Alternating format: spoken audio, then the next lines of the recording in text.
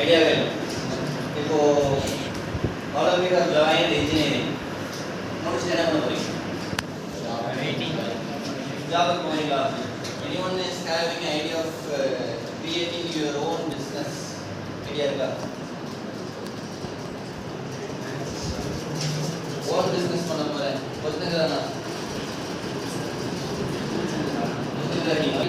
எம்ப்ளாயர்ஸை create பண்றது, பிசினஸை create பண்றதுக்கு பேரு என்டர்பிரனர்ஷிப் சொல்லுவாங்க.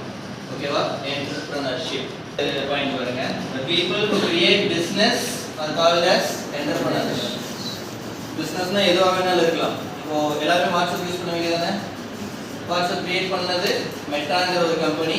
அந்த மெட்டாவை கிரியேட் பண்ணது யாரு? எலான் மஸ்க் இருக்கலாம். டெஸ்லா கிரியேட் பண்ணது யாரு? ஸ்பேஸ் மீட்டர் கிரியேட் பண்ணது யாரு? ஸோ ஸ்பேஸ் எக்ஸ் கிரியேட் பண்ணது யாரு?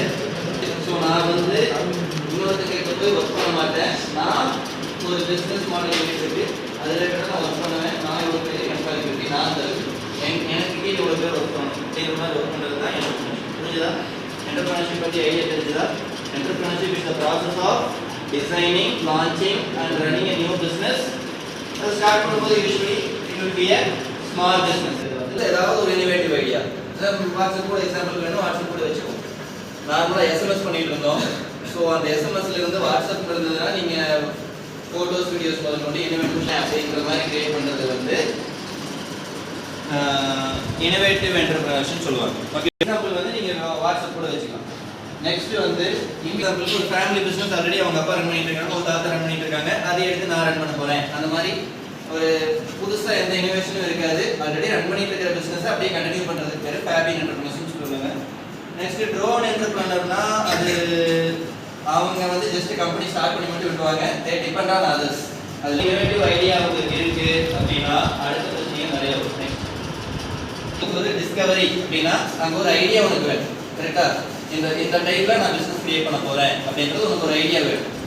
Next one developing a business plan. நான் இந்த ஸ்டெப்ஸ்ல அதை ஃபாலோ பண்ண போறேன். என் கிளையன்ட்ஸ் யாராரு, பிசினஸ்ல நான் வேற யாராவது பார்ட்னர்ஷிப் என்ன, ப்ராடக்ட் என்ன நான் கிரியேட் பண்ண போறேன், அதை எப்படி மார்க்கெட் பண்ண போறேன்.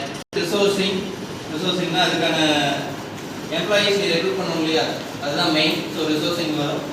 நெக்ஸ்ட் மேனேஜிங் த கம்பெனி, அந்த எம்ப்ளாயீஸ் எல்லாத்தையும் மேனேஜ் பண்றாங்கிறது. Second one harvesting. Harvesting means final output. எல்லாமே பண்ணியாச்சு, ஃபைனலாக எனக்கு ஒரு ப்ராடக்ட் அவுட்புட் கிடைக்குது, அதை நான் எப்படி சேல்ஸ் பண்ண போறேன். இது நான் அவுட்புட் மறுபடியும் எடுத்து மறுபடியும் அதை டிஸ்கவரி. இது ஒரு சைக்கிள் ப்ராசஸாக போயிட்டே இருக்கு. சரியா? சொல்லுவாங்க. ஸோ அதுக்கான ஸ்லைடு இருக்கு. ஸோ டைப்ஸ் ஆஃப் என்டர்பிரனர்ஷிப் நமக்கு 7 ஸ்டேஜ் சொல்லுவாங்க. இனிஷியலாக பட்டிங் ஸ்டேஜில் இருக்கிறது எனக்கு கேட்டால் ஐடியா மட்டும்தான் இருக்குங்கிறது first stage. Birth of your start up. இந்த மாதிரி என்கிட்ட ஒரு ஐடியா மட்டும்தான் இருக்குது. இப்போ எத்தனை பேர் இங்கே என்டர்பிரனர் ஆக போகணும்னு கேட்டதுக்கு ஒரே ஒருத்தங்க கை தூக்குனீங்க இல்லையா? ஸோ இந்த மாதிரி என்கிட்ட ஒரு ஐடியா இருக்குது, அவ்வளோதான். வேறு எதுவுமே எனக்கு அதை பற்றி தெரியாது, எப்படி இம்ப்ளிமெண்ட் பண்ணுறது தெரியாது. That is first one, first step. Hyper ஸ்டேஜுங்கிறது என்னன்னா ஒரு ப்ராடக்ட் எவ்வளோ சக்ஸஸ்ஃபுல் ஆயிடுச்சு, ஓகே நான் நான் அச்சீவ் பண்ணிட்டேன், என் கோல்ஸ் அச்சீவ் பண்ணிட்டேன் அப்படின்ற மாதிரி மேக்ஸிமம் இதோட தெரிஞ்சுருவாங்க. அடுத்து ஃபோர்த் ஸ்டெப் என்னன்னா இந்த மாதிரி five stage maximum profit reach பண்ணிட்டு அதுக்கப்புறம் கம்பெனி சக்ஸஸ்ஃபுல்லாக ரன் ஆகிட்டு இருக்கு. ஸோ அந்த ஸ்டேஜில் மெயின்டைன் பண்ணுற வரைக்கும் எந்த ப்ராப்ளமும் கிடையாது. அதுக்கு அடுத்த ஸ்டெப் வந்து இந்த மாதிரி கம்பெனி வந்து சக்ஸஸ்ஃபுல்லாக ரன் ஆகிட்டு இருக்கு, உள்ளுக்குள்ள கம்பெனிக்கு அந்த கிளாஸ் வரும், மேனேஜர்ஸ்குள்ள கிளாஸ் வரும், ப்ராடக்ட் ஏதாவது டேமேஜ் அந்த மாதிரி வரும். ஸோ அதனால ஒரு டிக்ளைன் பிஸ்னஸ். ஸோ இதெல்லாத்தையும் முடிச்சா ஃபைனலாக அந்த டெத் ஸ்டேஜ். டெத் ஸ்டேஜ் என்னன்னா கம்பெனி ரொம்ப லாஸ் ஆயிடுச்சு, அதோட நான் நினைக்கிறேன். ஸோ இதில் நீங்கள் வந்து ப்ராப்பரான பிஸ்னஸ் மாடலாக இருக்கும். என்ன பண்ணுறீங்கன்னா ஃபினான்ஸ் தான் மெயினான இஷ்யூவாக இருக்கும். கரெக்டாக? எங்கிட்ட ஐடியா இருக்குது, ஐடியா மட்டும் வச்சு யார் பிஸ்னஸ் ஸ்டார்ட் பண்ண முடியும்? You need finance. Finance mean so அதுக்கு வந்து ஆஞ்சல் இன்வெஸ்டர்ஸ்ன்னு இருக்காங்க. அதை பற்றி ஏதாவது ஐடியா இருக்கா?